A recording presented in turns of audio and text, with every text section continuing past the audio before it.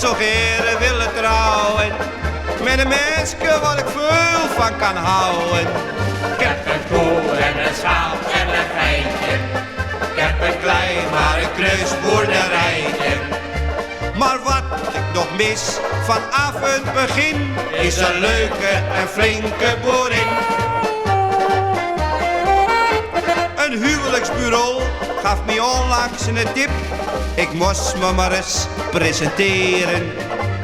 En toen ze me vroegen of ik bezat, toen zei ik niet veel, mijn heren.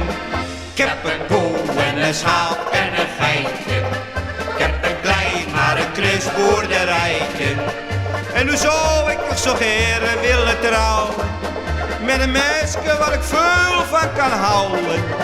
Ik heb een koe en een schaap en een geitje. Ik heb een klein maar een kruisboerderijtje.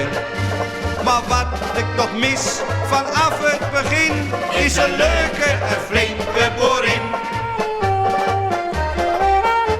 En 2 dagen later, toen was er al in. Ik hoefde haar niks uit te leggen. Dat hadden ze daar op kantoor al gedaan.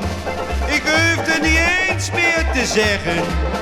Ik heb een koe en een schaap en een geitje.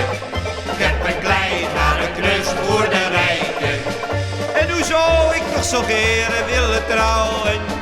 Met een meisje waar ik veel van kan houden. Ik heb een koe en een schaap en een geitje. Ik heb een klein maar een kruisboerderijtje. Maar wat ik nog mis vanaf